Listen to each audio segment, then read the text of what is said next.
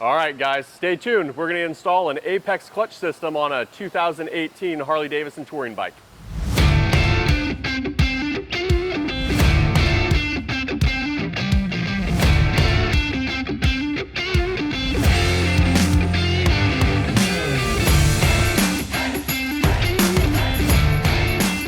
So, all right, guys, before we get started here today, we're going to go ahead and go through this Apex manual that is super detailed and straightforward and easy, to be honest.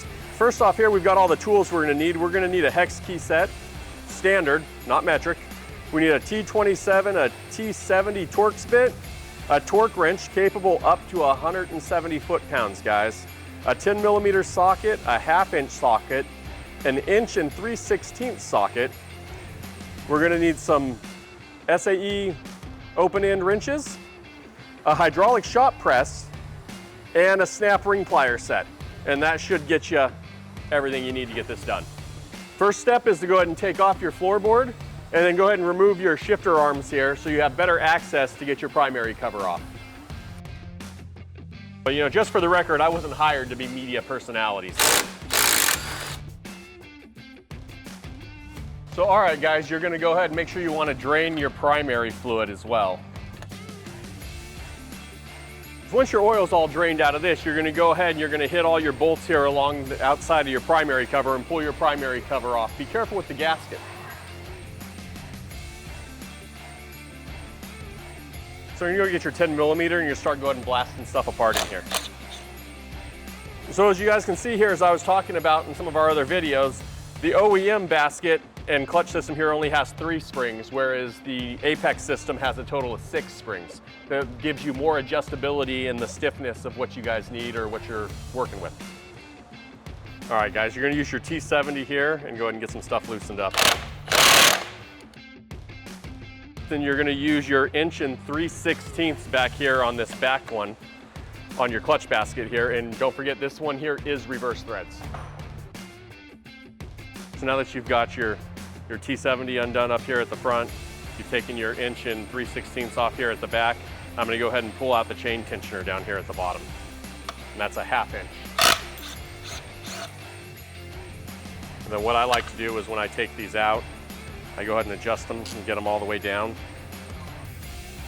Get it all the way down there, and then I put a zip tie around it. It makes it a lot easier when you reassemble it. All right, guys, I'm gonna go ahead and I'm gonna step away to the press and press out this old hub and do a couple other things so we can get this going and get it in. As you can see, you've got to have a press at home or some specialized tools. If you don't have this stuff, I mean, you can go to a local machine shop or another motorcycle shop, something in your area, and they can generally press this hub out of here for you.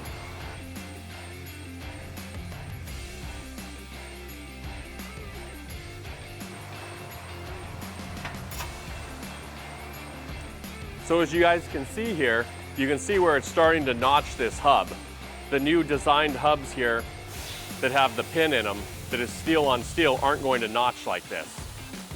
All right, guys, so if you're going with the basket system and putting a new basket in yours as well, you're gonna have to drill out your rivets in order to get your existing ring gear off the back of your OEM basket. If you buy the kit with the basket, it does come with the drill bit.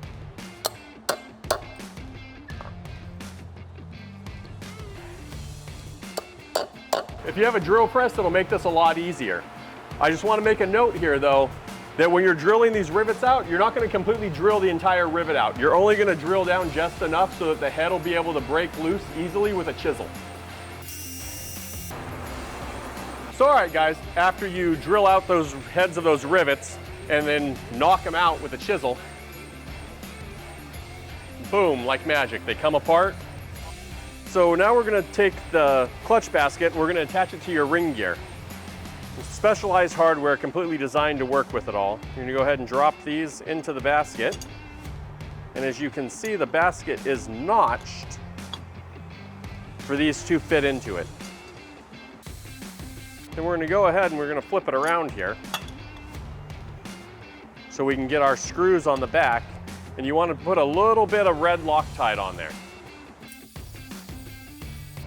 And then just go ahead and tighten them up by hand. And then you're going to want to get out your torque wrench with a 10mm socket on it and we're going to tighten them down to 80 inch-pounds.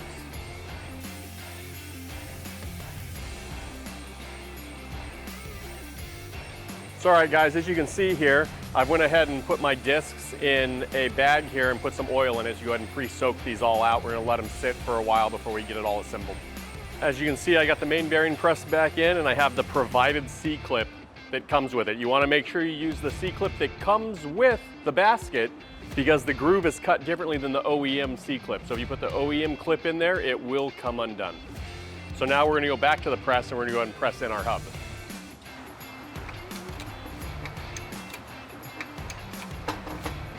All right guys, once you get your hub pressed back in there, you're going to go ahead and use the OEM C-clip, and you're going to go ahead and slide it back on here just like it was an OEM piece. You're going to go ahead now, you're going to reinstall it just as you took it off.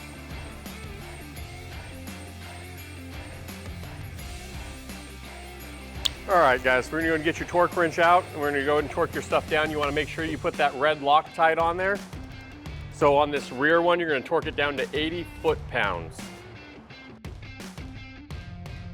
All right, you're going to go ahead and torque this one to 100 foot-pounds, and then back it off half a turn, and then you're going to retorque it to 170 foot-pounds.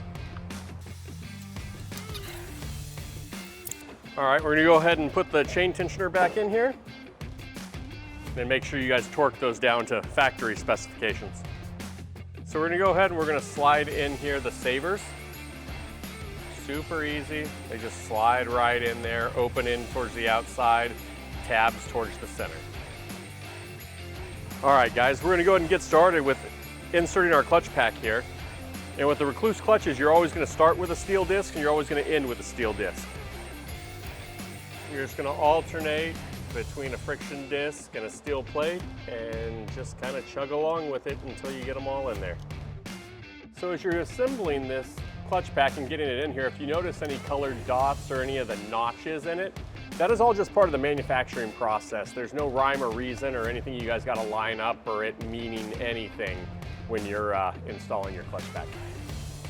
All right guys, we're going to go ahead and reinstall the pressure plate with the selected springs of your choice for your application.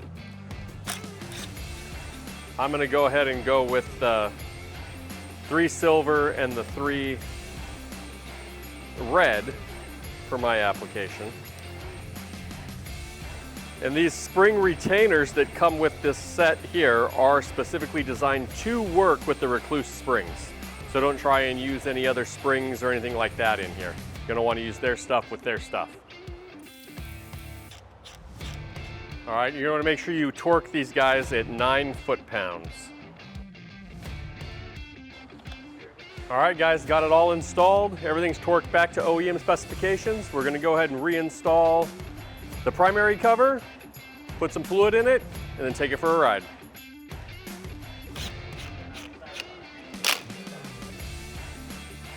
You would take your derby cover off so you can put oil back in it. Now that we got this all done and opened up, we're going to go ahead and add 1 quart of your oil of choice to your primary. So we're going to throw our derby cover back on here, put our foot peg and shifter lever back on and go for a ride. All right guys, you're going to go ahead and put your footrest back on and then go ahead and put your shift lever back on, and then we can take this for a ride.